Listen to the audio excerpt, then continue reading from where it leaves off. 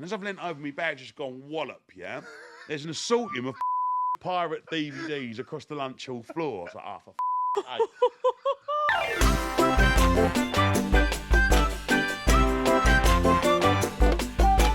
Right, Romford. You grew up in Romford, yeah? What's that like? What was that like? Well, when I was little, so my first house in Romford was on Sims Close, Romford. Yeah. Number 30, little townhouse in the corner. That was when I was younger, so if you want to go and have a look. and then we moved to Main Road in Romford. And loved going out in Romford. Growing up was great. I had a great group of friends. Lots of kids lived down Main Road and all the roads off. Used to play tennis over Raffles Park and Gideon Park Tennis Club.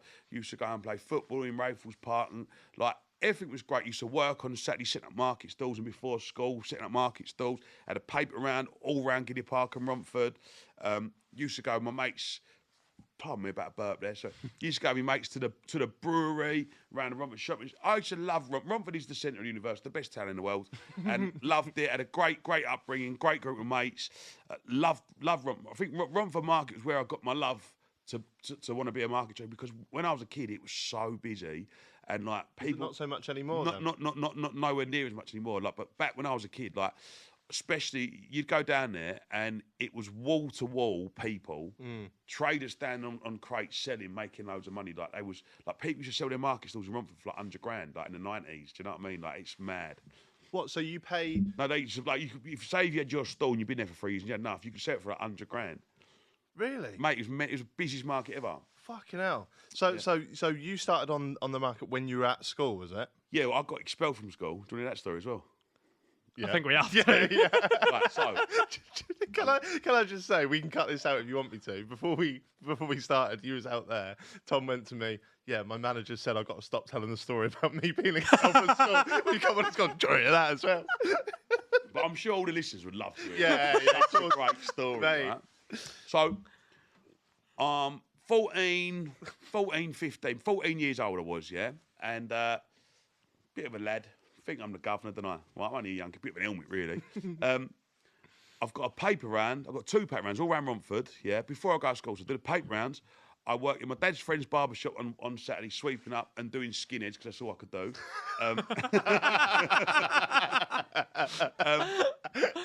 And I used to set up market stalls, yeah? So I used to, like as a kid, I used to probably go and get myself 60, 70 quid a week, which when you're a kid, back then is a lot of money. Yeah.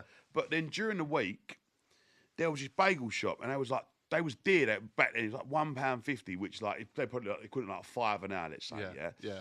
And my mate's dad always give him a £5 or a £10 to go to school with, but he did have a right few quid, yeah.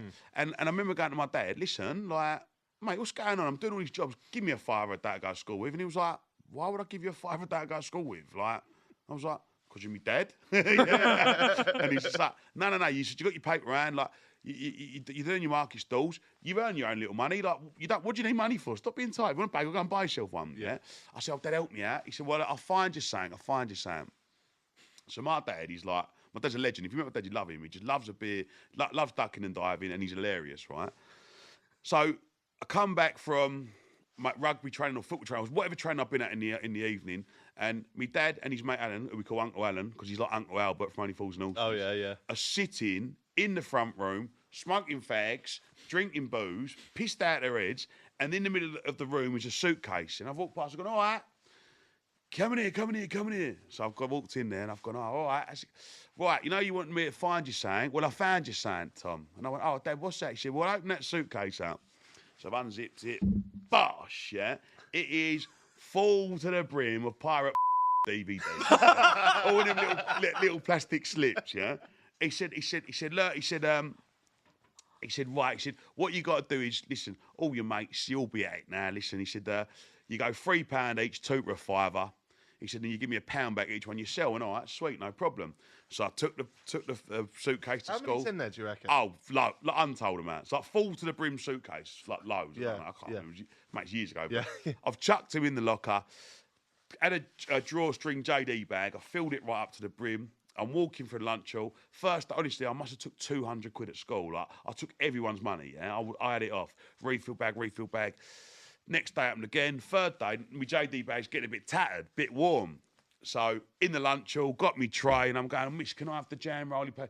Oh, I'll have that. Oh, that looks lovely. And as I've leant over, my bag's just gone wallop, yeah?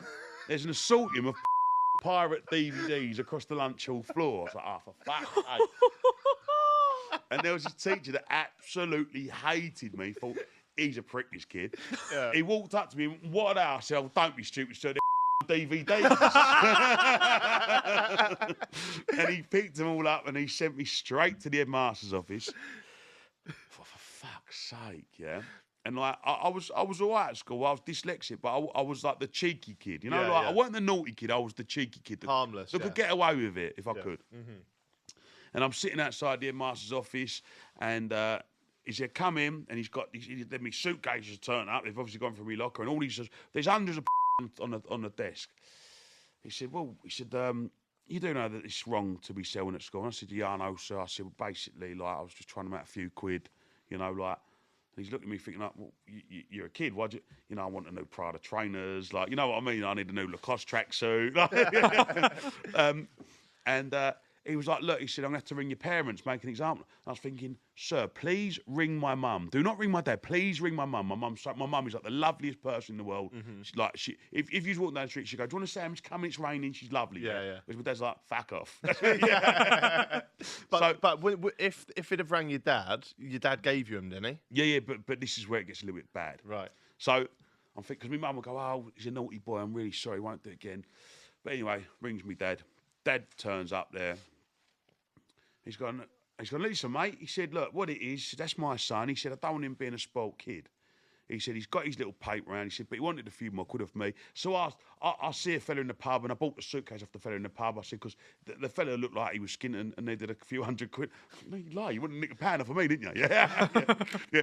He said, and I give him to Tom, and I'm teaching him the basics of life on how to buy and sell. So he was like, well, you don't know they're illegal. He said, well, yeah, I know, but they're kids. Like, come on, he's just nicking a few £100. Do you know what I mean? He said, it's my fault. Don't have a go at him. It's my fault. I told him to do it. He said, well, I'm going to have to ring the old bill then. And then my dad sort of called him an helmet and this, that, the other. And that was my last day at school. Did he ever call the police then? We didn't get that far. We left. And you never went back? Never went back. I was allowed to go back 2 years later to do my GCSE exams. Fucking hell. I never went back to school. See, we always ask, we normally ask, what's the naughtiest thing you ever did at school? But I imagine that's that, isn't it? Yeah, that and steal my dad's car. But that's... can't just go past that. I can't tell that story. I really can't. Steal my dad's car. We'll leave that up to the imagination. I really can't. But anyway, yeah, so... My manager's going to punch me in the head.